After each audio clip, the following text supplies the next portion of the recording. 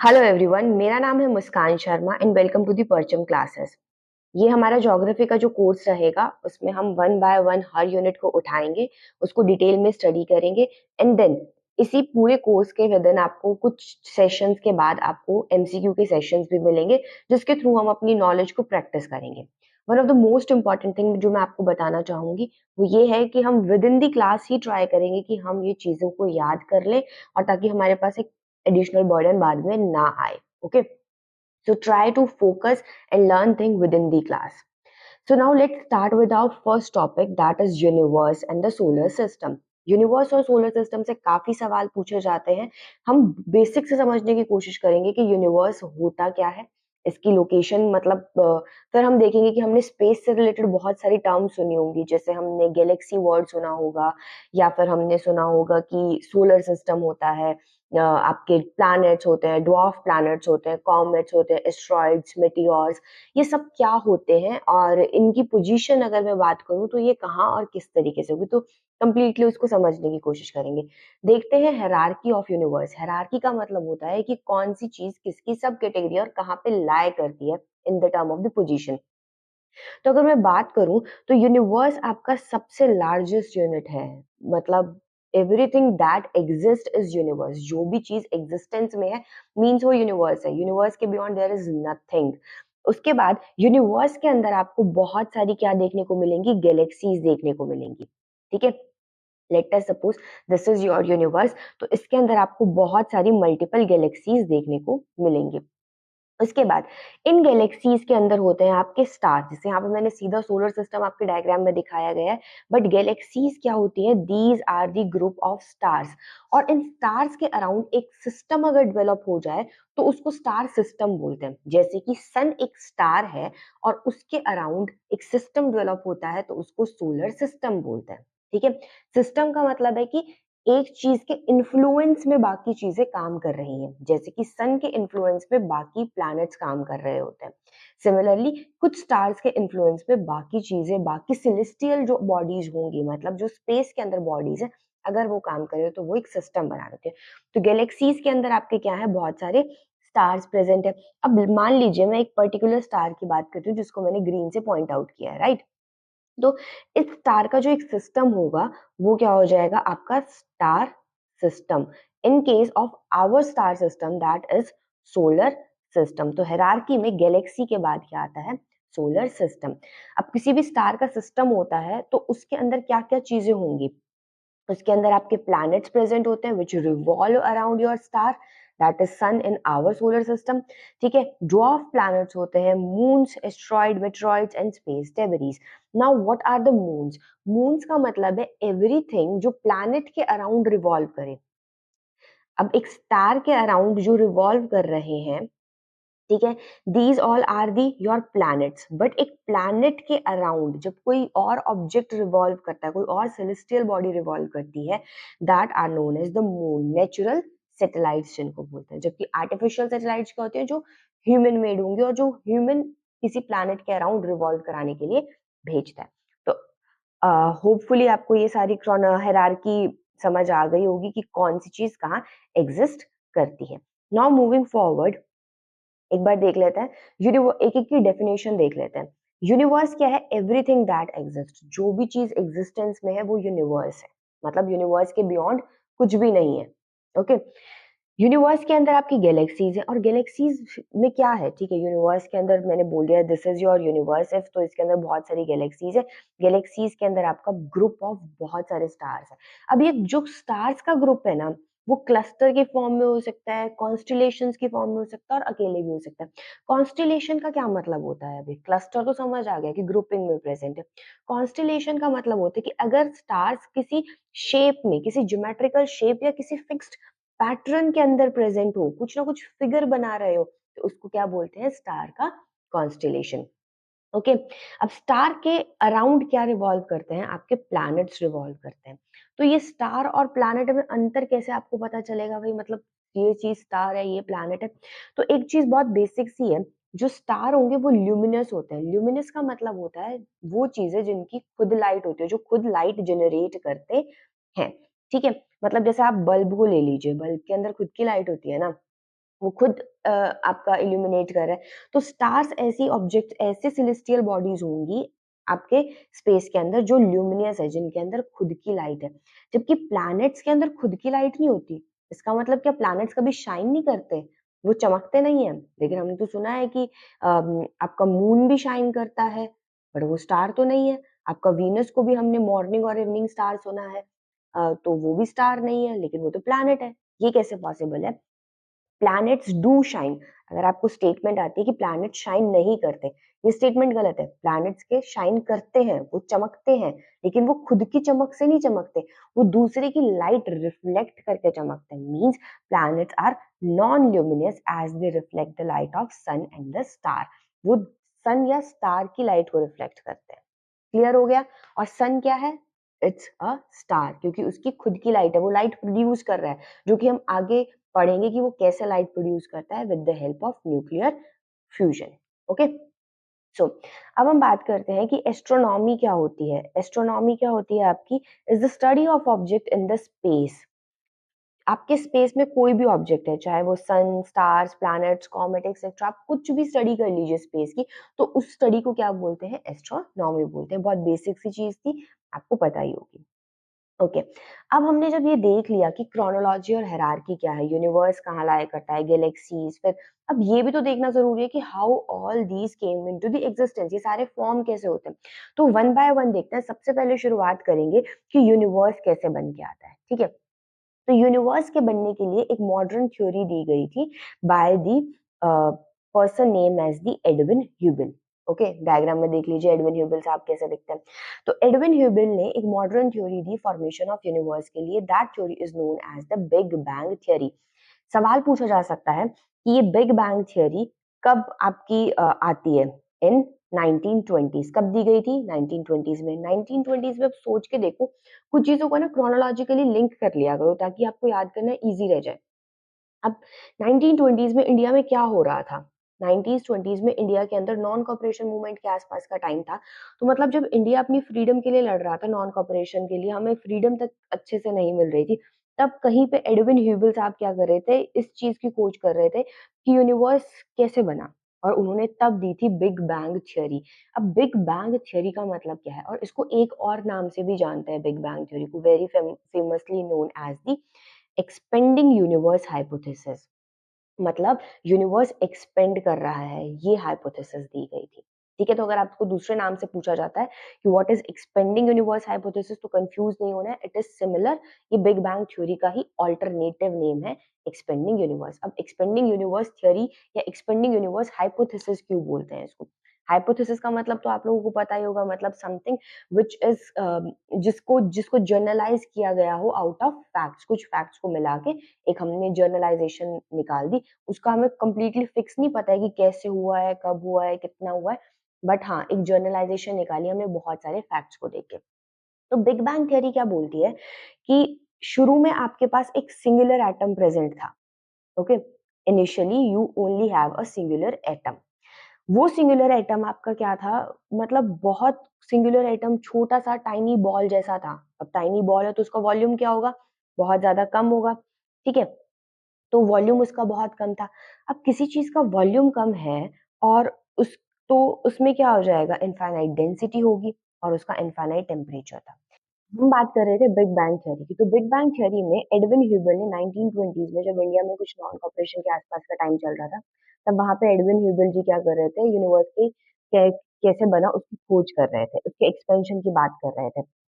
तो उन्होंने बोला कि यूनिवर्स पहले था नहीं, जितना आप ये देख रहे हो ना कि मैटर एवरीवेयर, मैटर ही है, कि भाई आपका सॉलिड प्रेजेंट में, सॉलिड फॉर्म में है, लिक्विड में है, गैसियस में, किसी भी फॉर्म में है, प्लाज्मा स्टेट में है, मैटर ही प्रेजेंट है ना आपके अराउंड जितना भी है। You also as a human is a matter, right? तो ये बोल रहे हैं कि ये सब कुछ एग्जिस्टेंस के अंदर नहीं था, सिर्फ एक सिंगल एटम था बिल्कुल initially, which is known as a singular atom, और इसके अंदर ही सारा मैटर प्रेजेंट था। जितना भी आज हम एग्जिस्टेंस में मैटर देख रहे हैं वो सारा इस सिंगल एटम के अंदर प्रेजेंट था, और ये बहुत टाइनी बॉल थी। अब एक ऐसा समझ के देखो कि एक बहुत छोटी सी बॉल है जिसके अंदर आज की डेट का सारा मैटर प्रेजेंट है, तो मतलब वो बहुत कम वॉल्यूम में है। तो उस बॉल की डेंसिटी क्या होगी? बहुत ज्यादा इनफाइनाइट डेंसिटी होगी उसके अंदर, और टेम्परेचर भी क्या होगा आपका? बहुत ज्यादा इनफाइनाइट टेम्परेचर होगा। तो उस सिंगुलर एटम की बहुत इनफाइनाइट टेम्परेचर था और डेंसिटी थी। अब क्या होता है कि एक पर्टिकुलर टाइम के बाद अगर मैं आज के रेफरेंस में देखूं तो 13.7 बिलियन ईयर अगो इस सिंगुलर एटम के अंदर होती है एक एक्सप्लोजन। ठीक है, अब एक्सप्लोजन की वजह से क्या होगा, ये ऐसा कुछ समझ के देख लीजिए कि जैसे मान लो आपकी कोई पानी की टंकी, मैं बहुत लेमैन सा एग्जांपल दे रही हूँ आपको, जरूरी नहीं है वो इस पे कंप्लीटली फिट करे। अगर आपकी कोई पानी की टंकी है, उसके अंदर आपने पानी भरा हुआ है, ठीक है, वो क्या कर रही है, बहुत सारा पानी को स्टोर कर रही है। ओके, या फिर आप डैम लगा लीजिए। अब क्या हो जाता है, वो पानी की टंकी आपकी कोलाइड कर जाए, एक्सप्लोड हो जाए, तो क्या हो जाएगा, पानी सारा का सारा बिखर जाएगा, मैटर क्या हो गया, स्प्रेड हो जाएगा, एक्सपेंड हो जाएगा ना। इसी तरीके से जब इस सिंगुलर एटम के अंदर एक्सप्लोजन होता है 13.7 बिलियन ईयर अगो, तो इसके अंदर जितना भी सारा मैटर था वो क्या कर जाएगा, एक्सपेंड हो जाएगा, वो खुल जाएगा। ठीक है, तो इस एक्सपेंशन जो इनिशियली एक्सपेंशन होगी वो क्या होगी, बहुत ज्यादा फास्ट होती है, और लेटर जो अगर मैं अब देखूं तो एक्सपेंशन स्लो है। सवाल ये उठेगा कि क्या आज भी यूनिवर्स एक्सपेंड कर रहा है? बिल्कुल, यूनिवर्स आज भी एक्सपेंड कर रहा है, बट उसका एक्सपेंशन का रेट आज स्लो है। इनिशियली क्या था, बहुत ज्यादा फास्ट था। ये कुछ ऐसा ही होगा ना, अगर पानी की टंकी अगर आपकी कोलेप्स कर जाए या ब्रेक डाउन कर जाए या डैम कोलेप्स कर जाए, तो एकदम से पानी का फ्लो बहुत फास्ट आएगा। फिर क्या हो जाएगा, पानी फैलेगा तो जरूर, बट वो धीरे धीरे स्प्रेड होगा। सिमिलर आपके यूनिवर्स के एक्सपेंशन के साथ। ठीक है, तो अब देखते हैं कि एक्सपेंशन ऑफ यूनिवर्स का क्या मतलब है। एक्सपेंशन ऑफ यूनिवर्स का मतलब ये है कि आपका अ, अगर मैं आज के टर्म से बोलूं कि एक्सपेंशन का क्या मतलब होगा, कि क्या गैलेक्सीज का साइज बढ़ रहा है। गैलेक्सीज का साइज तो बढ़ ही रहा है, but it is not only about the increase in the size of the galaxies completely. ये क्या है, आपका जो स्पेस बिटवीन गैलेक्सीज है ना, वो इंक्रीज कर रहा है। जैसे मान लो ये आपका यूनिवर्स है कंप्लीटली, और ये आपकी डिफरेंट डिफरेंट गैलेक्सीज है। तो गैलेक्सी का साइज ऐसा नहीं हो गया कि बड़ा होके बहुत ज्यादा हो गया है, galaxies are not expanding, but ये जो ए गैलेक्सी थी और बी गैलेक्सी थी, इनके बीच का स्पेस इंक्रीज हो गया। इसको समझने के लिए एक चीज समझ के देखते हैं। एक बलून ले लीजिए, शुरू में उस पे कुछ, अभी आपने उसको क्या करा है, फुलाया नहीं है, ठीक है, उसके अंदर आपने एयर ब्लू अप नहीं करी है, तो आपने उसके ऊपर कुछ मार्क्स लगा दिए, कुछ डॉट लगा देते हैं आप। और उन डॉट्स को अब आप क्या करिए, मान लीजिए ये डॉट्स क्या थी, आपकी गैलेक्सी थी, और वो बलून था आपका यूनिवर्स। जैसे ही उसके अंदर एयर फिल होगी, यूनिवर्स क्या कर रहा है, आपका बलून क्या करेगा, एक्सपेंड।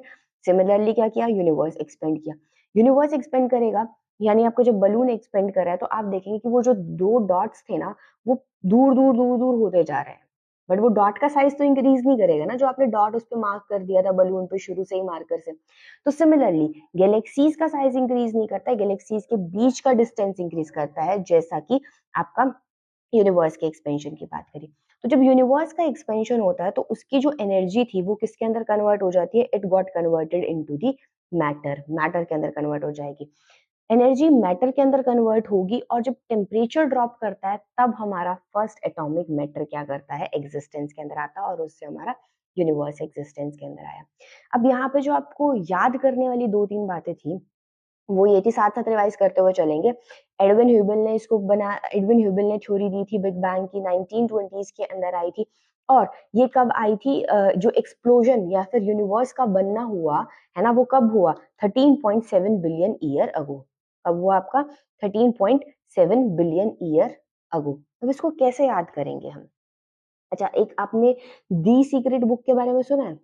तो द सीक्रेट बुक में आपका लॉ ऑफ अट्रैक्शन की बात की जाती है। वो लॉ ऑफ अट्रैक्शन क्या कहता है, आप यूनिवर्स में कोई भी फ्रीक्वेंसी सेंड कीजिए, यूनिवर्स आपका उस चीज को पूरा करने में जरूर साथ देता है। यही बोलते हैं ना law of attraction, secret book के अंदर, अगर आपने सुना होगा, या वैसे भी हम बहुत बार सुनते हैं। तो यूनिवर्स साथ है ना, तुम्हारा, तेरा से याद कर लेते हैं, कि तुम यूनिवर्स में फ्रीक्वेंसी भेजो, तो यूनिवर्स तेरा साथ देगा। तो तेरा साथ, तो तेरह से हम याद करेंगे 13, और सात से हम याद करेंगे सात, तो 13.7 बिलियन ईयर अगो। ठीक है, तो अब नहीं भूलोगे आप कि यूनिवर्स की जो बिग बैंग एक्सप्लोजन था वो कितने टाइम पहले हुआ था, 13.7 बिलियन ईयर अगो। 13 हमने किससे याद किया, तेरह, सात, सात जो होता है मतलब कि हेल्प सपोर्ट, सात, सात से याद करा हमने, about the law of attraction को हमने इसको लिंक करके याद करा। ठीक है, याद रहेगा। अब आगे मूव फॉरवर्ड करते हैं। कि आपने अब तक बात कर ली यूनिवर्स क्या होता है। अब यूनिवर्स के अंदर मैंने आपको शुरू में बताया था, यूनिवर्स के अंदर देयर लाइज दी गैलेक्सीज। आपके यूनिवर्स में क्या प्रेजेंट होंगी? गैलेक्सीज प्रेजेंट होंगी। तो अब देखना ये जरूरी है कि ये गैलेक्सीज की फॉर्मेशन कैसे हुई है। अब तक हमने देखा बिग बैंग का एक्सप्लोजन, बिग बैंग एक्सप्लोजन के थ्रू जितना भी था मैटर क्रिएट हो गया। ठीक है, एनर्जी कन्वर्ट किसके, एक्सपेंशन की वजह से एनर्जी किस में कन्वर्ट हो गई? मैटर में कन्वर्ट हो गई। और मैटर कैसे बना? जब टेम्परेचर ड्रॉप आउट करता है तो एटॉमिक पार्टिकल्स बन जाते हैं, मैटर बन जाता है। अब जब मैटर बन गया है तो यूनिवर्स में बहुत सारा मैटर है और वो अनइवनली डिस्ट्रीब्यूट हो जाएगा। कुछ कहीं पे प्रेजेंट है, कुछ कहीं पे प्रेजेंट है, और सारा मैटर सेम तो नहीं है ना, जितने भी हम एलिमेंट्स देखते हैं वो सेम तो नहीं है, तो डिफरेंट डिफरेंट एलिमेंट्स भी है। तो क्या होता है आफ्टर एक्सपेंशन, अर्ली यूनिवर्स के अंदर जो आपका स्टार्टिंग में जो यूनिवर्स था उसके अंदर अनइवन डिस्ट्रीब्यूशन ऑफ मैटर और एनर्जी होता है। इसी अनइवन डिस्ट्रीब्यूशन ऑफ मैटर और एनर्जी की वजह से अब डिफरेंट मैटर होगा तो डिफरेंट मास होगा। अब देखो इस एरिया के अंदर मैटर ज्यादा है, इस एरिया के अंदर मैटर कम है, इसके अंदर मैटर ज्यादा है। ठीक है, तो इस एरिया के अंदर मैटर डिफरेंट है तो इसका क्या हो जाएगा? डिफरेंट मास होगा। मान लो इसका मास m1 है, दूसरी का मास m2 है। और अगर मास डिफरेंट होगा तो इनके अंदर ग्रेविटेशनल फोर्स डिफरेंस होगा। अगर ग्रेविटेशनल फोर्स डिफरेंट होगा तो मतलब वो डिफरेंट अमाउंट ऑफ मैटर को अपने पास खींचेगा। अब जो ये डिफरेंस इन ग्रेविटेशनल फोर्स हुआ ना, तो उसकी वजह से क्या होता है, कुछ ना कुछ ऐसे कुछ मैटर साथ आ जाता है।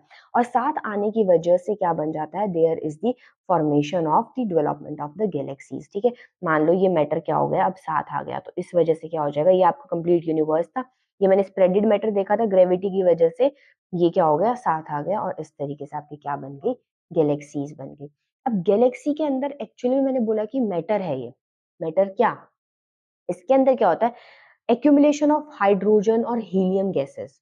हाइड्रोजन हीलियम गैसेस जो डस्ट पार्टिकल थे वो सारे के सारे एक्यूमुलेट होके एक क्लाउड सा बना लेते हैं। एक्चुअल में ये क्या है? एक जो मैंने इतना एक्यूमुलेटेड आपको दिखा दिया, ये एक क्लाउड है, cloud of dust plus gases. Which gases? Hydrogen, helium and other gases. ठीक है, इनका एक क्लाउड है और इस क्लाउड को हम क्या बोलते हैं? नेबुला बोलते हैं। तो क्या मैं ये नहीं बोल सकती कि galaxy is equal to nebula? मतलब बना तो क्या है, यूनिवर्स के अंदर बहुत सारे नेबुलास फॉर्म हुए हैं जो कि गैलेक्सीज है एक्चुअल में, राइट?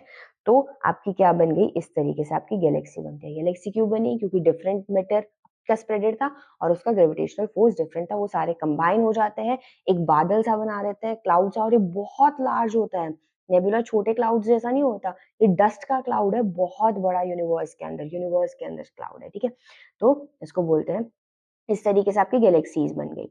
ठीक है, अब आगे देखते हैं गैलेक्सीज के अंदर क्या होता है। गैलेक्सी की फॉर्मेशन देख ली, बट हमने बोला था गैलेक्सी के अंदर स्टार है। ओके, ये यूनिवर्स बन गया। यूनिवर्स के अंदर आपने बहुत सारी गैलेक्सी, अभी मैं दो की कंसिडरेशन लेके चलती हूँ।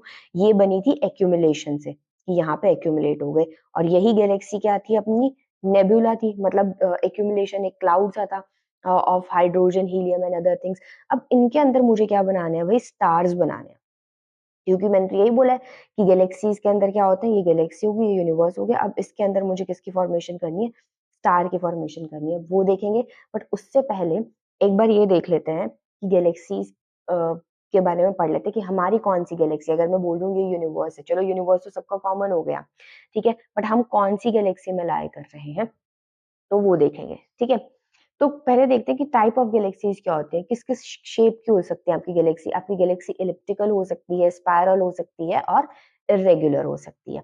ठीक है, इसके भी फर्दर शेप्स हैं, वो हमको करने की जरूरत नहीं है। ये कुछ एग्जाम्पल्स दे रखे हैं कि इलिप्टिकल का क्या है, स्पाइरल का क्या है, और इरेगुलर का क्या है। ये भी आपको करने की अभी जरूरत नहीं है, इन्हें स्पेसिफिकली याद। ठीक है, तो हमारी गैलेक्सी कौन सी है? Our galaxy is Milky Way galaxy. ये सबको पता है, मोस्टली पता ही होगा। तो लेकिन इसके बारे में कुछ फैक्ट्स और टर्म्स देख लेते हैं। ठीक है, अब इसको मिल्की वे गैलेक्सी क्यों बोला जाता है? क्योंकि एक मिल्की बैंड जैसा सा दिखता है स्काई के अंदर। अगर हम बहुत डार्क एरियाज के अंदर देखें तो ये मिल्की लाइन से दिखती है। देखो, ये अगर आप देखोगे तो मिल्की लाइन से दिख रही है। ठीक है, जितने भी आप स्टार्स नेकेड आई से देख सकते हो without telescope in the sky, वो आपकी ही गैलेक्सी के अंदर प्रेजेंट है। बट आप अपनी गैलेक्सी से बाहर के स्टार्स भी देख सकते हो with the help of telescope. ठीक है, क्लियर? अब मिल्की वे जो आपकी गैलेक्सी है, अगर मैं बात करूं तो मैंने अभी आपको बताया कि गैलेक्सीज की तीन शेप हो सकती हैं। Which were those three shapes? Elliptical, irregular and the spiral. आपसे सवाल पूछा जा सकता है कि मिल्की वे गैलेक्सी की कौन सी शेप है? मिल्की वे गैलेक्सी की स्पाइरल शेप है। Milky Way Galaxy is spiral shaped. Okay, अब इसका कुछ प्रॉपर्टीज पढ़ लेते हैं। ये डिस्क, अगर मैं इसका लेटरल व्यू देखूं तो एक डिस्क जैसा दिखाई देता है, बीच में एक बल्ज दिखाई देता है, ठीक है। इस तरीके से इसकी शेप है स्पाइरल की। अब अगर मैं बोलूं कि इस गैलेक्सी में हमारा सोलर सिस्टम कहाँ पे लाई करता है, क्या हमारा सोलर सिस्टम बिल्कुल सेंटर में लाई करता है? जवाब होगा नहीं। हमारा सोलर सिस्टम यहाँ पे कहीं लाई करता है, अप्रोक्सीमेटली सन लाइज हेयर। मतलब अब लोकेशन में मेरे को कुछ, अगर मेरे को किसी चीज की लोकेशन स्पेसिफाई करनी है तो डिस्टेंस बताना पड़ेगा ना। ठीक है, बताते हैं। सबसे पहले देख लेते हैं कि गैलेक्सी, जो आपकी मिल्की वे गैलेक्सी है, उसकी कितनी आपकी डायामीटर है, मतलब वो कितनी ब्रॉड है। तो 1 लाख लाइट ईयर के अप्रोक्सीमेटली आपकी मिल्की वे गैलेक्सी का डायामीटर होता है, ठीक है। और सन आपका क्या है, 28,000 लाइट ईयर्स अवे प्रेजेंट है। कितना अवे प्रेजेंट है? 28,000 light year away from the centre of the milky Way Galaxy आपका क्या है, सन प्रेजेंट है। अब आपको ये कंफ्यूजन हो सकती है कि व्हाट इज लाइट ईयर। इसको समझने की कोशिश करते हैं कि लाइट ईयर क्या होता है। लाइट ईयर आपकी यूनिट, जैसे आप हम मेजर कर रहे हैं किसी भी चीज का डिस्टेंस मेजर करना है हमें, कि भाई यहाँ से यहाँ तक वो जगह कितनी दूर है, तो हम की किलोमीटर्स, मीटर्स, इन यूनिट्स में मेजर करते हैं। But in term of the space के टर्म में आप किलोमीटर और मीटर बहुत छोटी यूनिट्स रह जाती है, तो इनमें हम मेजर नहीं करते हैं, हम मेजर करते हैं in the form of light year की फॉर्म में, ठीक है। मतलब स्पीड कितनी, लाइट कितनी स्पीड से ट्रेवल करती है एक साल में, वो होता है आपका light year. Distance travelled by the light in 1 year is known as the light year. Light किस स्पीड से ट्रेवल करती है, सबसे पहले तो ये सवाल उठता है। लाइट करती है आपकी 3 लाख किलोमीटर पर सेकेंड की स्पीड से। 3 लाख किलोमीटर पर सेकेंड की स्पीड से आपकी लाइट ट्रेवल करती है वैक्यूम के अंदर, ठीक है। तो एक साल के अंदर लाइट कितना ट्रेवल कर लेती है? एक साल के अंदर लाइट ट्रेवल कर लेती है 9.46 इंटू 10⁻12 किलोमीटर, यानी कि 9.46 ट्रिलियन किलोमीटर, ठीक है। इतना ट्रैवल कर लेते हैं, तो ये हो जाएगा आपका एक लाइट ईयर। तो आपकी जो लाइट ईयर है वो किसकी यूनिट है? डिस्टेंस की यूनिट है, ना कि ये आपकी टाइम की यूनिट है। होपफुली ये क्लियर हो गया होगा। अब जैसे कि अगर अभी भी आपको समझ नहीं आया तो इसे समझने की कोशिश करते हैं। सन से सन से जो अर्थ तक लाइट जाती है आपकी, है ना, उसमें कितना टाइम लगता है? 8 मिनट 20 सेकेंड, ओके। और अर्थ से आपकी लाइट को, अगर आपको कोई भी चीज लाइट की स्पीड से ट्रेवल कर रही है, तो उसको अर्थ से मून में जाने में कितना टाइम लगेगा? 1.28 मिनट्स, ठीक है। ये डिस्टेंस के अकॉर्डिंग आपका वेरी करता है। चलो अब आगे समझते हैं। तो हम बात कर रहे थे आवर गैलेक्सीज में, हमने ये बात कर ली, ठीक है। हमने बोला कि मिल्की वे गैलेक्सी की जो विड्थ है वो कितनी होगी आपकी? 1 लाख लाइट ईयर, यानी कि मिल्की वे गैलेक्सी का डिस्टेंस है 9.5 या फिर 9.46 ट्रिलियन किलोमीटर। और मिल्की वे गैलेक्सी के सेंटर से जो आपका सन है, सोलर सिस्टम, कितनी दूरी पे आता है? ये 28,000 लाइट ईयर्स अवे है, ओके। अब हम नेक्स्ट बात करेंगे। अ, अगर मैं बात करूं कि भाई हमारी जो गैलेक्सी थी वो मिल्की वे गैलेक्सी थी, हमारी मिल्की वे गैलेक्सी के क्लोजेस्ट कौन सी गैलेक्सी लाई करती है? नियरेस्ट गैलेक्सी मेजर का नाम बताइए। तो उसका नाम है Andromeda. Andromeda is the nearest galaxy, क्योंकि मैंने क्या बोला, यूनिवर्स में there are lot of galaxies. तो हमारी अगर मिल्की वे गैलेक्सी है तो उसकी कितनी पास, सबसे क्लोजेस्ट कौन सी अनदर गैलेक्सी है? तो उसका नाम है एंड्रोमीडा गैलेक्सी। कितनी पास है हमसे? 25 लाख लाइट ईयर्स क्लोजेस्ट है हमसे, ठीक है। मिल्की वे गैलेक्सी की एक और सैटेलाइट गैलेक्सी है। सैटेलाइट गैलेक्सी का मतलब होता है which is closest to it, ठीक है, बट वो मेजर नहीं है, ठीक है। तो सैटेलाइट गैलेक्सी जो मिल्की वे गैलेक्सी की एक और है वो है कैनस मेजर ड्वार्फ, ठीक है। अब देखेंगे हम फॉर्मेशन ऑफ स्टार्स के बारे में। गैलेक्सी पढ़ चुके हैं, मिल्की वे गैलेक्सी पता चल चुका है, उसकी जो क्लोजेस्ट गैलेक्सी है वो एंड्रोमीडा है। दूसरी, हमारी जो मिल्की वे गैलेक्सी की जो सैटेलाइट गैलेक्सी है उसको कैनस मेजर ड्वार्फ बोलते हैं, ये भी हम याद कर चुके हैं। अब हम देखेंगे कि हमने गैलेक्सीज की फॉर्मेशन तक सब देख लिया कि ठीक है, यूनिवर्स के अंदर कुछ मैटर्स अनइवनली डिस्ट्रीब्यूटेड था, ग्रेविटी की वजह से एक्यूमुलेट हो गया तो बना दी गैलेक्सीज। अब गैलेक्सी के अंदर कैसे बनाओगे स्टार? सेम प्रोसीजर चलेगा, फिर से एक्यूमुलेशन होगी। अब वो जो गैलेक्सी बनी थी वो क्या थी? नेबुला था, मतलब एक क्लाउड था जो डस्ट का था और आपकी गैसेस का था। अब यही जो नेबुला है, जब मैं नेबुला वर्ड बोलूं मीन्स आप उसको कोरिलेट करेंगे किससे? गैलेक्सी से। तो जो भी आपका नेबुला है, लेट अस सपोज ये आपका वो क्लाउड ऑफ डस्ट और ये सब था, ठीक है, गैसेस का था। अब इसके अंदर क्या होता है आपका? अल्टीमेटली क्लम्प्स ऑफ गैसेस बनने शुरू हो जाएंगे। आपकी गैसेस क्या हो जाएंगी? पास आके कुछ क्लम्प्स बना देंगी, कुछ गट्ठर से बना देंगी गैसेस के। अब जब ये क्लम्प्स ऑफ गैसेस और ज्यादा डेंसर डेंसर डेंसर हो जाता है, अब यहाँ पे भी जरूरी नहीं है एक ही गट्ठर सा बनेगा, और भी क्लम्प्स ऑफ गैसेस बन सकते हैं इस नेबुला के अंदर, ठीक है। मतलब गैसेस अपनी रिएक्ट करके कुछ ऐसा कॉम्बिनेशन बनाए कि आपके क्लम्प्स बना दे, कुछ गट्ठर से बना दे गैसेस के। अब ये क्या हो जाएगी? और एक्यूमुलेशन होगी, और एक्यूमुलेशन होगी, उससे वो और ज्यादा डेंसर होते जाएंगे। जितना ज्यादा डेंसर हो जाएंगे उससे क्या होगी? आपकी फॉर्मेशन ऑफ स्टार हो जाएगी। अगर ये आपकी गैलेक्सी G1 है तो इसके अंदर आपका क्या हो जाएगा? इसी तरीके से यहाँ पे स्टार्स की फॉर्मेशन स्टार्ट हो जाएगी। अब स्टार्स क्यों बोला इसको? प्लैनेट्स क्यों नहीं बोला मैंने कि भाई प्लैनेट्स की फॉर्मेशन स्टार्ट हो गई? क्योंकि जब एक क्लम्प्स ऑफ गैसेस बने, जब एक गैसेस टुगेदर आई ना एक दूसरे के साथ, तो उसकी वजह से क्या होती है? इसके अंदर रिएक्शन होती है, और रिएक्शन की वजह से होगी हीट प्रोड्यूस। ये हम सन के अंदर जब हम सन की फॉर्मेशन देखेंगे तब देखेंगे, तो हीट प्रोड्यूस होगी, और ये हीट क्या हो जाएगा? सोर्स ऑफ एनर्जी हो जाएगा। तो मैंने क्या बोला था आपको? बताया नहीं था कि स्टार्स ही सिर्फ ऐसे ऑब्जेक्ट्स होते हैं जो क्या करेंगे? आपकी लाइट को इमिट करते हैं, यानी जो ल्यूमिनस होते हैं, जो जो खुद की लाइट थ्रू करते हैं। तो इन स्टार्स के अंदर कहाँ से आ रही है ये हीट? ये इन्हीं गैसेस के फ्यूजन कॉलिजन से ये हीट प्रोड्यूस होगी, जबकि ऐसा प्लैनेट्स के अंदर नहीं होता। तो इन स्टार्स से फर्दर अब प्लैनेट्स बनेंगे। अब और फर्दर हमें इसको डीपली जाके देखना है, तो हम फॉर्मेशन ऑफ प्लैनेट्स देख लेते हैं। अब ये आपका क्या था? नेबुला था। नेबुला के अंदर क्या बन चुके हैं? ये स्टार्स बन चुके हैं। अब हम यहाँ तक का गेम समझ चुके हैं। अब स्टार्स क्या थे? एक्चुअली में these are the localised lumps of the gases, मतलब कि एक पोजीशन पे गैसेस के गट्ठर है, ठीक है।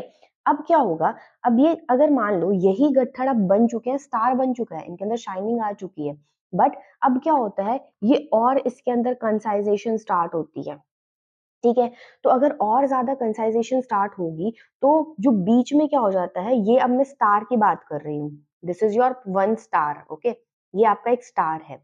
अब इस स्टार के अंदर बीच में वाले पोर्शन में क्या हो जाता है? और ज्यादा कंडेंसेशन की वजह से कोर की फॉर्मेशन हो जाती है। Internally there is a formation of core due to the gravitational force की वजह से। अब यहाँ पे तो आपकी कोर बन गई, मतलब गैस का तो ये पूरा का पूरा जो आपका एरिया है ना, इसको मैं अलग कलर से मार्क करती हूँ, ये पूरा का पूरा आपका है तो गैसियस ही, जो आपका स्टार था, लेकिन इसका जो कोर है वो और ज्यादा डेंसर हो गया है, ठीक है। और साइड में आपकी गैसेस प्रेजेंट है, बट वो इतनी ज्यादा डेंसर नहीं है तो प्रेजेंट तो है। अब ये साइड वाली गैसेस क्या करना कर देती हैं? रिवॉल्व करना शुरू कर देती हैं। रिवॉल्व करेंगी तो फिर ग्रेविटेशन की वजह से मैटर की डेंसिटी डिफर करेगी, उसका मास डिफर करेगा, तो कुछ फिर कंबाइन कर जाएंगे। तो अब जब रिवॉल्व करके जब कुछ कंबाइन करते हैं तो वो क्या बना लेते हैं? आपके प्लेंटी सिम्बल्स बना लेते हैं, जो अल्टीमेटली प्लैनेट्स की फॉर्मेशन करेंगे। तो ये आपकी कोर थी, ये आपका नेबुला है, lump of gases, rotating disc of the gases and dust around the core. जो आपकी रोटेटिंग डिस्क होगी गैसेस की और डस्ट के अराउंड द कोर, वो कंडेंस कर जाएगी किस फॉर्म में? रॉकी पार्टिकल्स की फॉर्म में। और वो क्या बना लेगी? रॉकी पार्टिकल क्लम्प्स बनाएंगे। ये क्लम्प्स और ज्यादा एग्रीगेट होके क्या बनाते हैं? प्लेंटिसिमल्स बनाते हैं। प्लेंटिसिमल्स क्या होते हैं? अब these are the smaller planets, ठीक है, मतलब प्लैनेट्स के छोटे टुकड़े। अब ये सारे कंबाइन होके आपके अल्टीमेटली क्या बना लेंगे? प्लैनेट्स बना लेंगे। तो समझ आ गया होगा कि ये जो बीच वाला पोर्शन है ये स्टार कैसे बना, और इसके अराउंड रिवॉल्व करते हुए आपके प्लैनेट्स कैसे बने, ठीक है। अब हम बात करते हैं हमारे सोलर सिस्टम की। जब मैंने ये तो बात कर ली आपसे कि भाई स्टार्स बनते हैं, तो हमारा स्टार कौन सा है? हमारे सिस्टम का स्टार कौन सा है? सन है।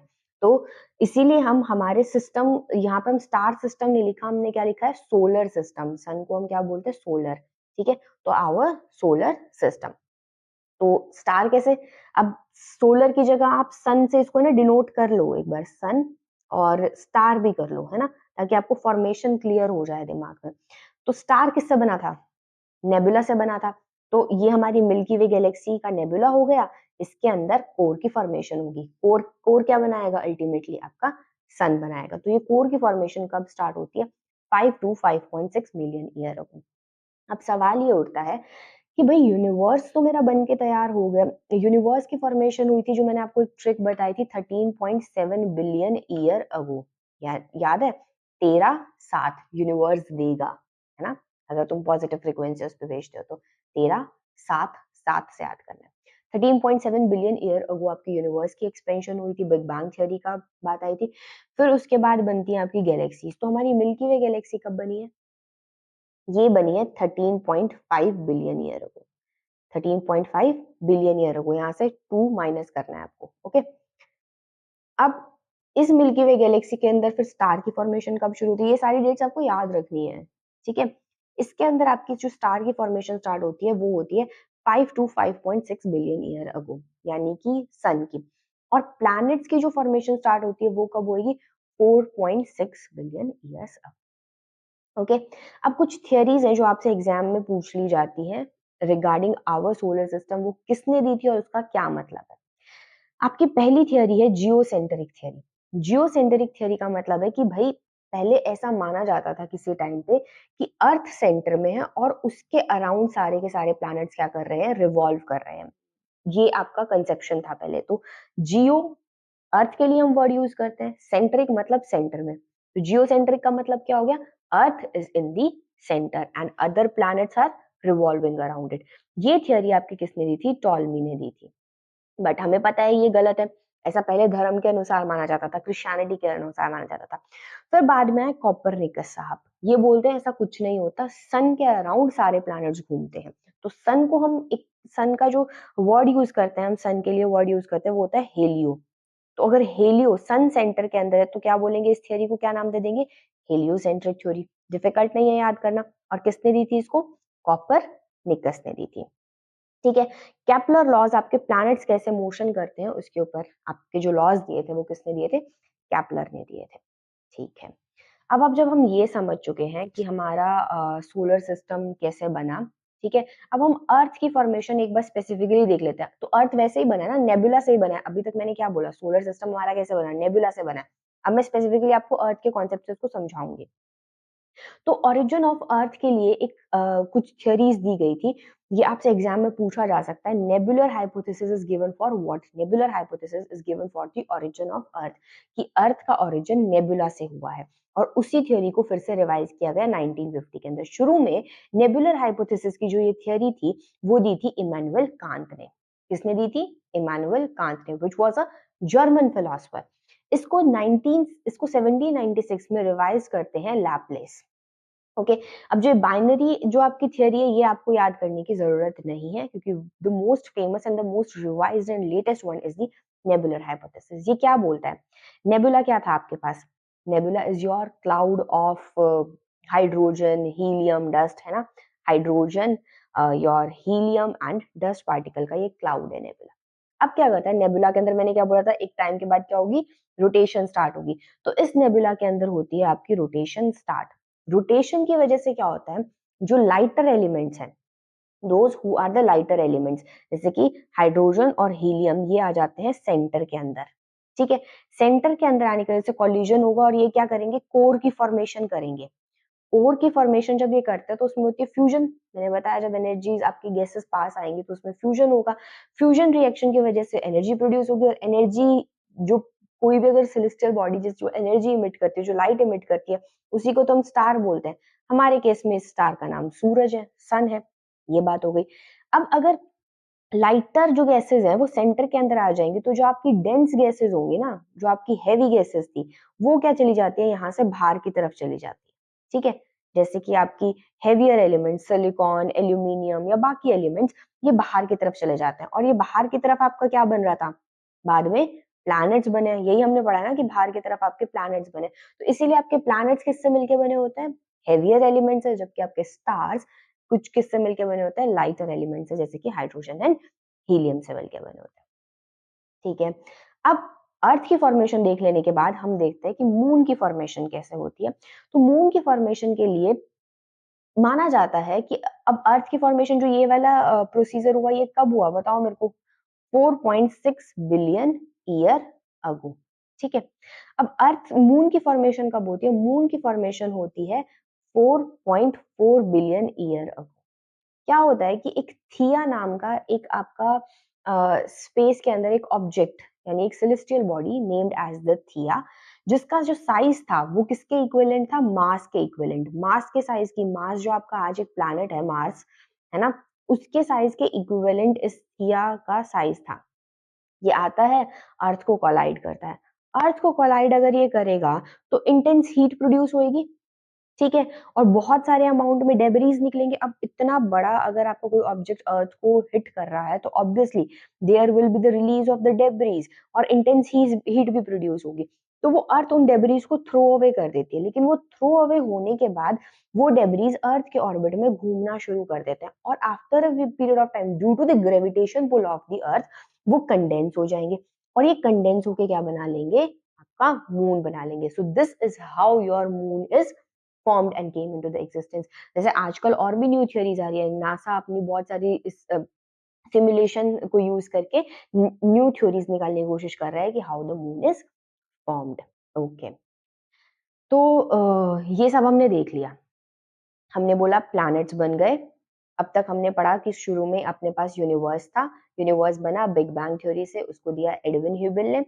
बिग बैंग थ्योरी से एक्सपेंशन, एक पहले छोटा सा एटम था उसके अंदर हुआ एक्सप्लोजन, एक्सप्लोजन के बाद क्या बनता है आपका यूनिवर्स एक्सपेंड कर जाता है, उसके अंदर मैटर स्प्रेड हो जाएगा। अब ये मैटर क्या कर जाता है, ग्रेविटेशनल फोर्स से कंडेंस कर जाएगा और गैलेक्सीज बना लेगा। इन गैलेक्सीज, ये गैलेक्सीज एक्चुअली क्या है, these are the clouds, nebulas हैं, ये क्या है, नेबुला है ऑफ डस्ट एंड गैसेस। अब इन नेबुलास के अंदर क्या होती है, और गैसेस कंडेंस करती जाती हैं और वो कंडेंस करके क्या बना लेती है, स्टार बना लेती है। अब इस एक स्टार के अंदर भी फर्दर एक कोर क्रिएट हो जाती है। कोर कैसे क्रिएट हुई थी, बाय दी रोटेशन, क्योंकि वो स्टार आपका रोटेट कर रहा था तो लाइटर गैसेस सेंटर में आ जाती हैं और हेवियर कहाँ जाती है, बाहर की तरफ चली जाती है। तो सेंटर में जब लाइटर गैसेस आ गई तो वो स्टार बना लेती है और बाहर जो एलिमेंट्स मूव कर रहे थे वो भी कंबाइन करके क्या बना लेते हैं, प्लैनेट्स बना लेते हैं। This is how whole planet system created. ऐसे ही हमारी अर्थ बन गई कितने टाइम पहले, 4.6 बिलियन ईयर अगो। ओके, अब बात करते हैं कि जब अर्थ ऐसे बन के तैयार हो गई तो क्या जैसी अर्थ हम आज देख रहे हैं, हवा पानी सब कुछ, क्या ऐसा ही था शुरू से, बिल्कुल भी नहीं, बिल्कुल भी ऐसा नहीं था। तो देखने की कोशिश करेंगे कि अर्थ जैसी आज बनी है वो कैसे इवॉल्व हुई है। आपको लगेगा शायद कि ये ज्यादा हो रहा है, बट एक्चुअल में इनसे सवाल आते हैं, आपसे क्रोनोलॉजिकली पूछा जाता है कि अर्थ की फॉर्मेशन में, अर्थ के इवोल्यूशन में पहले क्या आया, पानी पहले आया, धरती पहले आई, जीवन पहले आया, क्या पहले आया, शुरू में कैसा था, कब आया, लाइफ कब आई एग्जिस्टेंस के अंदर, तो ये सब देखते हैं। तो इवोल्यूशन ऑफ अर्थ में हम पढ़ेंगे सबसे पहले अर्थ का फॉर्मेशन। जैसे ही अर्थ बनती है तो शुरू में अर्थ क्या होती है, बहुत शुरू में आपकी अर्थ आपको बैरन सी दिखेगी, मतलब कोई उस पे लाइफ नहीं है, रॉक की सी है, बहुत हॉट ऑब्जेक्ट, क्योंकि अभी बनी ही है बिल्कुल, तो it was a hot object earlier. और एटमॉस्फेयर बहुत थिन होता है, ना के बराबर बहुत पतला सा एटमॉस्फेयर होता है। और वो किससे मिलके बना होगा, अब ये बताओ मेरे पास, वहां पे तब गैसेस कौन सी थी एटमॉस्फेयर के अंदर, एक्सेस में नेबुला के अंदर गैसेस कौन सी है, हाइड्रोजन और हीलियम। तो ठीक है, अर्थ की फॉर्मेशन में भी जब थिन एटमॉस्फेयर होगा तो हाइड्रोजन हीलियम होगी, लेकिन after that there is an evolution of the lithosphere. अब शुरू में अर्थ एक हॉट ऑब्जेक्ट था, बट विद द टाइम उसका टेम्परेचर डाउन आएगा, वो सॉलिडिफाई होगी। तो ये जो आपका अब तक जितना भी मटेरियल था वो क्या हो जाएगा, सॉलिडिफाई हो जाएगा और रॉक्स बनाएगा। तो हाई टेम्परेचर हाई डेंसिटी की वजह से क्या होता है, मटेरियल सेपरेट हो जाता है, बट सेपरेट होने के बाद वो कूल भी होगा, सॉलिडिफाई भी होगा, और इस तरीके से डिफरेंट लेयर्स अर्थ के अंदर बन जाती है। तो इसका मतलब पहले क्या बना, सबसे पहले आपका लिथोस्फियर, यानी कि लैंड की फॉर्मेशन हुई, अर्थ सॉलिडिफाई हुआ कूलिंग होने की वजह से। फिर क्या होगा, आपका एटमॉस्फेयर एग्जिस्टेंस के अंदर आएगा। अर्थ तो बन गई थी 4.6 बिलियन ईयर अगो, बट एक बात देखने की कोशिश करो, 4800 मिलियन ईयर्स अगो आपका एटमॉस्फेयर बना है, मतलब काफी टाइम लग गया अर्थ के बनने के बाद भी एटमॉस्फेयर के बनने में। एटमॉस्फेयर 3 स्टेजेस के अंदर आपका बन के तैयार होता है, ठीक है। सबसे पहले impact of the solar winds. Solar winds का इम्पैक्ट का मतलब क्या है, सन से है ना कुछ विंड्स निकलती है, फ्लेयर्स, जिनको हम आगे सन के उसमें पढ़ेंगे कि वो क्या होती हैं, कैसे ओरिजिनेट होती है, क्यों ओरिजिनेट होती है। तो उसकी वजह से क्या होता है, अब मैंने बताया शुरू में आपका सारा एटमॉस्फेयर में क्या था, हाइड्रोजन हीलियम, लेकिन जो सन से जो विंड्स निकल के आई, जो सोलर फ्लेयर्स निकल के आई, उसने क्या करा, जो उसके एटमॉस्फेयर से क्या कर दिया, लॉस कर दिया हाइड्रोजन और हीलियम को हटा दिया, प्राइमोडियल जो उसका एटमॉस्फेयर था, क्योंकि वो इतनी तेजी से वो सन की फ्लेयर्स आई कि आपके हाइड्रोजन हीलियम को कर दिया रिमूव। अब हाइड्रोजन हीलियम को रिमूव करने के बाद जब अर्थ की कूलिंग होती है ना, तो उसमें क्या होता है कि अर्थ के इंटीरियर से बहुत सारी गैसेस निकलती है, इंटीरियर ऑफ अर्थ से वॉल्केनिक इरप्शंस होंगे, ठीक है, वॉल्केनिक इरप्शन होंगे तो इंटीरियर ऑफ अर्थ से बहुत सारी गैसेस निकलेंगी।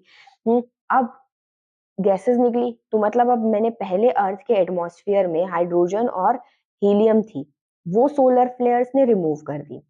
फिर अर्थ में होती है वॉल्केनिक इरप्शन, तो अब अर्थ के अंदर क्या आई, न्यू गैसेस ऐड हो गई, ठीक है, hydrogen helium bye bye, new gases add हो जाती है। अब उसके बाद क्या है, आपका फोटोसिंथेसिस होना शुरू होता है।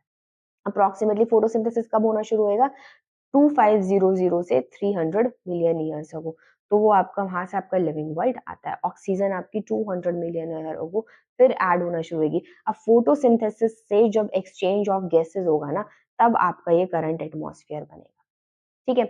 उसके बाद आपका है कि आपका 500 मिलियन ईयर अगो आपका क्या होगा, जस्ट अ मिनट, ठीक है, 4000 मिलियन ईयर अगो आपका हाइड्रोस्फीयर आएगा, मतलब पानी की एग्जिस्टेंस आएगी। कूलिंग जब आपकी ये हुए थे, वॉल्केनिक इरप्शन हुए थे, तो उसमें वाटर वेपर्स भी निकलते हैं, तो वो कंडेंस होके क्या बनाएंगे, रेनफॉल बहुत ज्यादा हो जाती है, टेम्परेचर इंक्रीज होगा, रेनफॉल होगी, तो उससे वाटर वेपर्स फॉर्म होंगे, बारिश होगी, ठीक है। और वाटर्स जिन डिप्रेशन में कलेक्ट हुआ, उनसे क्या बना आपका ओशियन। मान लो आपकी यहाँ पे वॉल्केनिक इरप्शन हुई थी, तो उससे क्या बन गया था, आपका अर्थ के अंदर डिप्रेशन बन गया था। वॉल्केनिक इरप्शन हुई तो टेम्परेचर इंक्रीज होता है, टेम्परेचर इंक्रीज होता है, वहां पर रेनफॉल होगी, ठीक है। ये हम क्लाइमेटोलॉजी के अंदर पढ़ेंगे कि कैसे होता है सब। तो यहाँ रेनफॉल हुई तो इन डिप्रेशन के अंदर पानी भर गया और ये बन गया आपके ओशन। और आपका जो ओरिजिन ऑफ लाइफ है वो इस तरीके से होता है 3800 मिलियन ईयर्स अगो। क्लियर। अब ये एक समरी चार्ट है आप लोगों के लिए which you have to learn by heart, ताकि कि अब जितना भी हमने पढ़ा ना, ये मैंने आपको पूरी पिक्चर इसलिए बताया था कि आपको कुछ भी मगअप ना करना पड़े, ठीक है।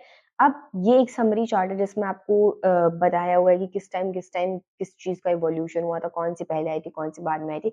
तो this is in the revision form which you have to do. तो मैंने आपको यूनिवर्स के लिए ट्रिक बताई थी, तेरा साथ यूनिवर्स देगा if you send the frequency, right. तो इसको तो हम इजीली याद कर लेंगे, यूनिवर्स के लिए 13.7।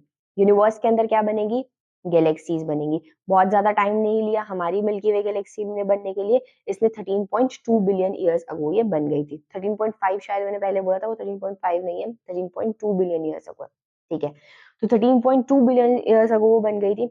अब उसके बाद हमारी गैलेक्सी के अंदर स्टार्स कब बने, अब ये मैं सब कुछ अपनी गैलेक्सी के अकॉर्डिंग बता रही हूँ। हमारी गैलेक्सी के अंदर स्टार बने थे 5 से 6 बिलियन ईयर अगो। और उस गैलेक्सी स्टार्स के अंदर जो कोर की फॉर्मेशन होती है, मतलब सन की फॉर्मेशन होती है, वो भी क्या हुई 5 टू 5.6 बिलियन अगो। प्लैनेट्स की फॉर्मेशन कब होनी शुरू हुई, 4.6 billion years ago. Moon 4.4 billion year ago.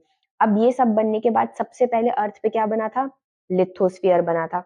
उसके बाद आपका क्या बना है, एटमॉस्फेयर, फिर हाइड्रोस्फीयर, और आखिरी में किसका ओरिजिन हुआ है, लाइफ का ओरिजिन हुआ है। तो एटमॉस्फेयर कब बनता है, 4800, ठीक है। अब ये देखो, ओरिजिन ऑफ लाइफ और एटमॉस्फेयर यही है कि 4800 3800, यहाँ पे एक डिजिट का फर्क है, यहाँ 4 है, यहाँ पे 3 है, ठीक है। हाइड्रोस्फीयर इन दोनों के बीच में बनेगा 4000 मिलियन ईयर अगो। ये वाली जितनी भी टर्म्स थी, ये किसके अंदर है, बिलियन के अंदर है।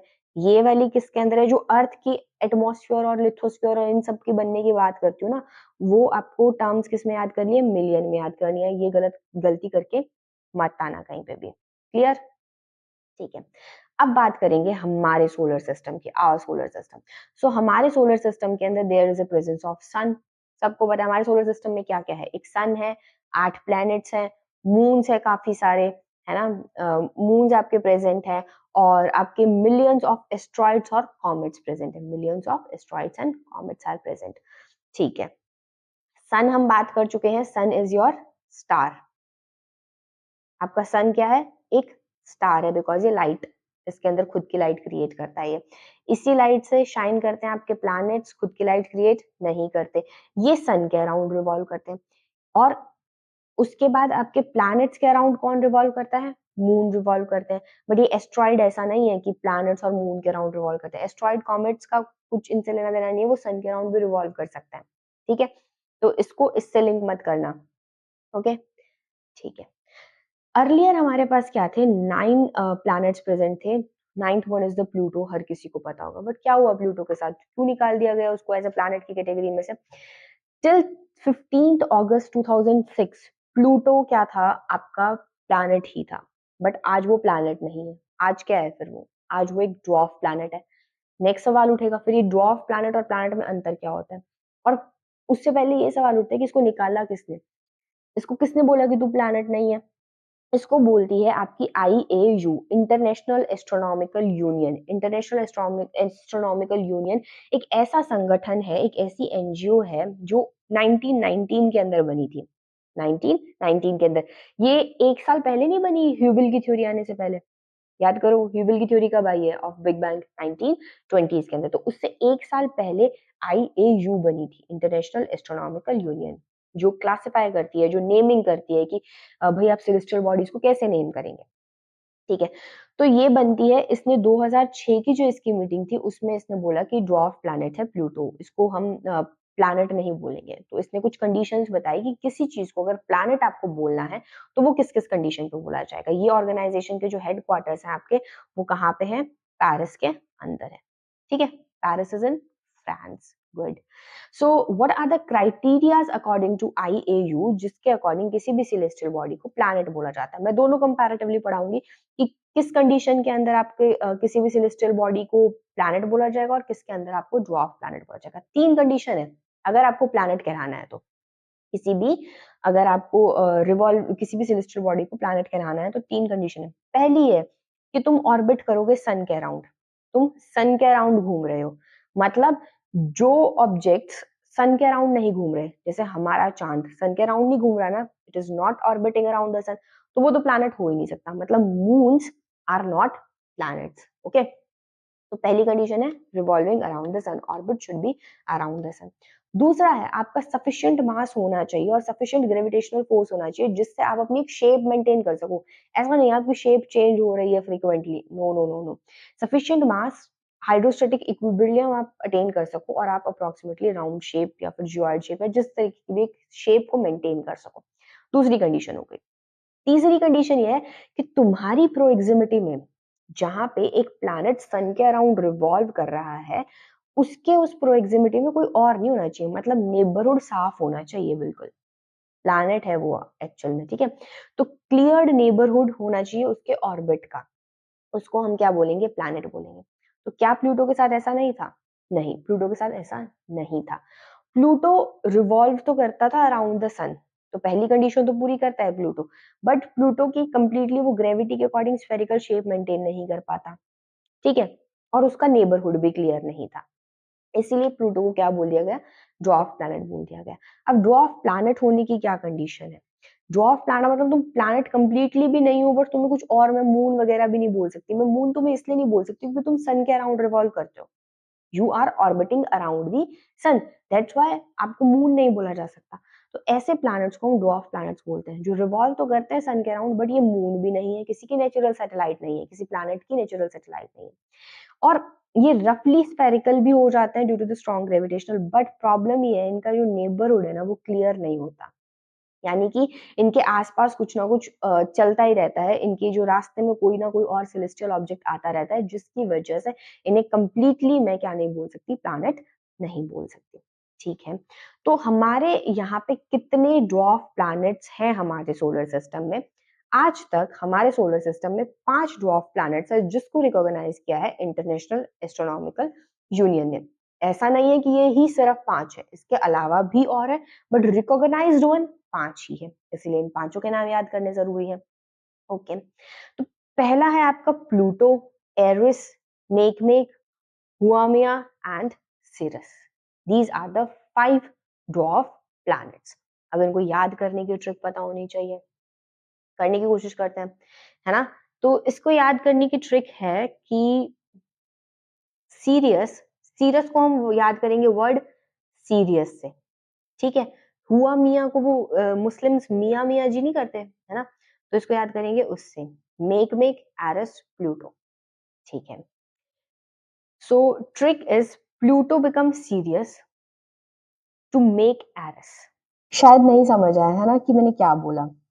बात ये बोली मैंने कि मेरे को पता है प्लूटो को ड्वार्फ प्लैनेट बोल दिया गया है, right, Pluto is known as a dwarf planet now, मतलब अब एक है ना इलॉजिकल सा चीज याद करने की कोशिश करते हैं कि प्लूटो को ड्वार्फ इसलिए बोला गया है क्योंकि है ना उसकी देखने की शक्ति कम हो गई थी, क्योंकि उसकी आयरिस खराब हो गई थी। आई में क्या होता है, आयरिस होता है ना, तो उसकी आयरिस में इशू आ गया था, इसीलिए प्लूटो देख नहीं पा रहा था, इसलिए उसको ड्वार्फ प्लैनेट बोल दिया। ये सिर्फ हम याद करने के लिए कर रहे हैं। तो इससे हम ट्रिक करेंगे याद की प्लूटो के साथ साथ और कौन कौन से ड्वार्फ प्लैनेट्स हैं, ठीक है। तो प्लूटो को ये पता चला कि जैसे भाई वो ड्वार्फ प्लैनेट की कंसिडरेशन कैटेगरी में इसलिए आया क्योंकि उसकी आयरिस खराब हो गई थी, तो वो सीरियस हो जाता है to make iris, eyes, eyes को बनवाने के लिए, नहीं बोलते कि आंखें बनवाएंगे, है ना, तो वो आईज को बनवाने के लिए सीरियस हो जाता है। और ये बात किससे पता चली हमें, मियाँ जी से पता चली, हुआ मियाँ से पता चली, है ना। जैसे किसी मियाँ जी ने बताया कि प्लूटो सीरियस हो गए हैं to make the iris, okay. तो ये मियाँ वो वाला है कि आपका जो वो बोलते हैं ना मुस्लिम में, अ, मुझे नहीं पता स्पेसिफिकली क्या होता है। तो हुआ मियाँ आप किससे याद करेंगे, हुआ मियाँ told that the Pluto become serious, serious है वैसे, serious to make the ice, iris, iris को बनवाने के लिए तैयार हो गया। होपफुली याद हो जाएगा। अब इन सबकी लोकेशन देखना बहुत इंपॉर्टेंट है, ये आपको एग्जाम में पूछ लिया जाता है। तो जो सीरस है ये आपका कहाँ लाया करता है, इट वाज एन एस्ट्रॉइड, ये एक एस्ट्रॉइड था और ये एक एस्ट्रॉइड बेल्ट के अंदर लाया करता है, ये ड्वार्फ प्लैनेट की कैटेगरी के अंदर आता है। तो ये एस्ट्रॉइड बेल्ट आपकी मार्स और जुपिटर के बीच में आते हैं, इसको हम फर्दर आगे की क्लास में पढ़ेंगे। तो आपका सीरस क्या है, आपका एस्ट्रॉइड बेल्ट के अंदर लाया करता है, ये आपका लार्जेस्ट एस्ट्रॉइड था, ठीक है। इसके ऊपर हमें सॉल्टी वाटर भी डिस्कवर हुआ है और इसी वजह से इसे ओशियन वर्ल्ड भी बोलते हैं, ठीक है। उसके बाद बाकी की लोकेशन देख लेते हैं। प्लूटो की तो हमें पता ही है।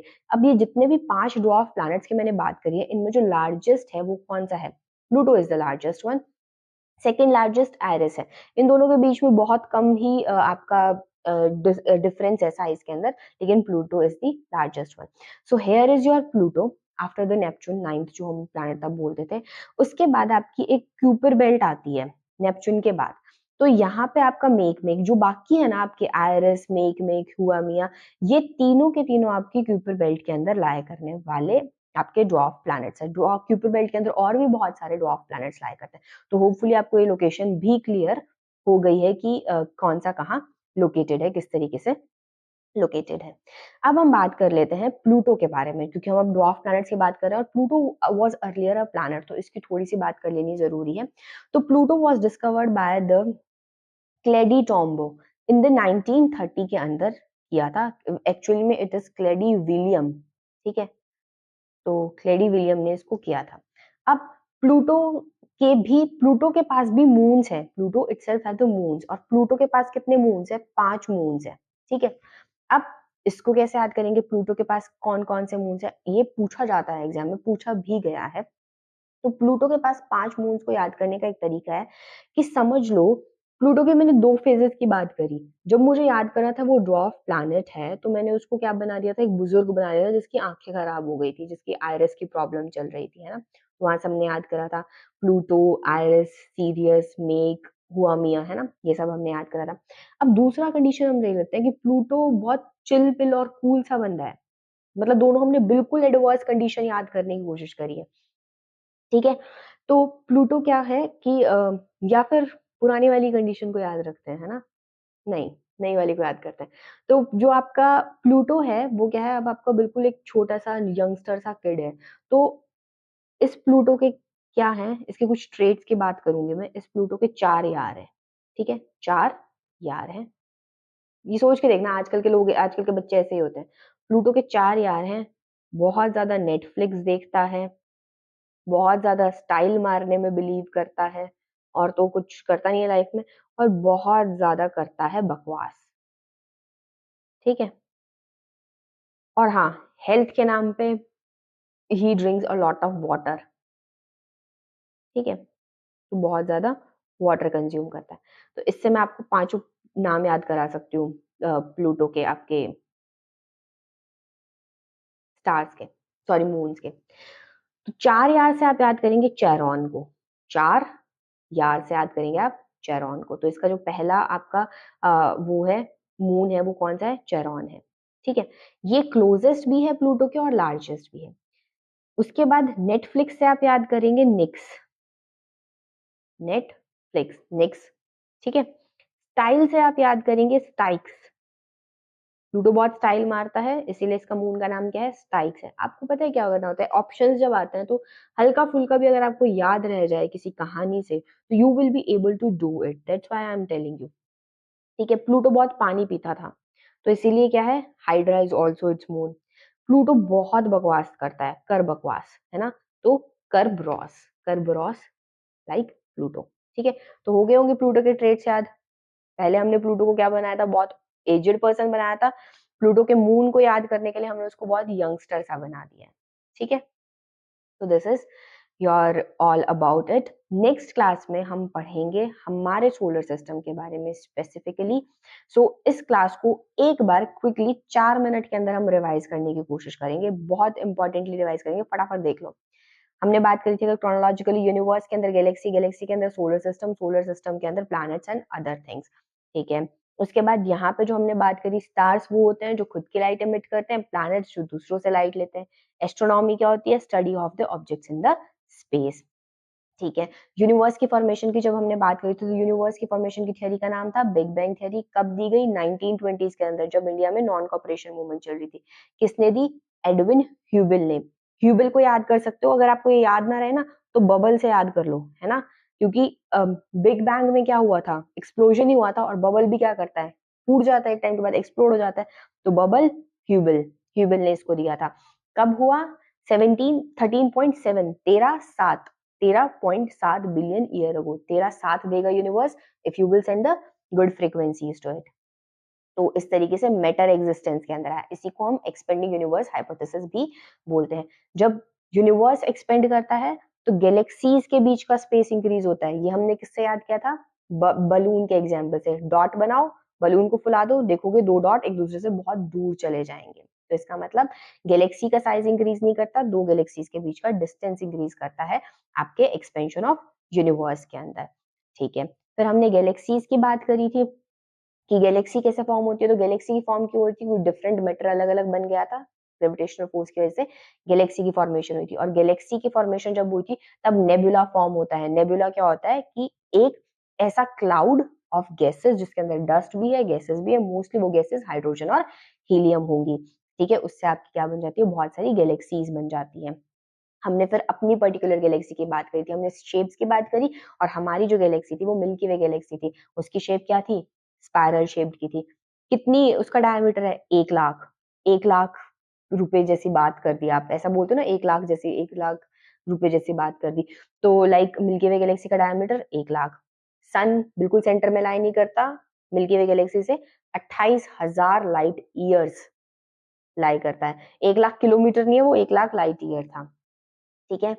और उसके बाद हमने बात करनी थी कि हमारी जो गैलेक्सी थी, उसके जो क्लोजेस्ट गैलेक्सी थी वो कौन सी थी, एंड्रोमेडा थी। हमारी जो सैटेलाइट है, सैटेलाइट गैलेक्सी है, उसका नाम क्या है, कैनस मेजर डॉर्फ है, ठीक है। एक लाइट ईयर के अंदर कितना, एक लाइट ईयर का मतलब क्या होता है कि एक लाइट एक साल में कितना डिस्टेंस ट्रेवल करती है। Light year unit of distance travelled by the light in a year, कितना ट्रेवल करती है, 9.45 into 10 to the power 12 kilometres, यानी 9.45 ट्रिलियन किलोमीटर्स। एंड्रोमेडा हमसे, हमारे सब जो सबसे पास वाली गैलेक्सी है, वो हमसे कितनी दूर है, 25 किलोमीटर, 25 लाख लाइट ईयर्स हमसे दूर है,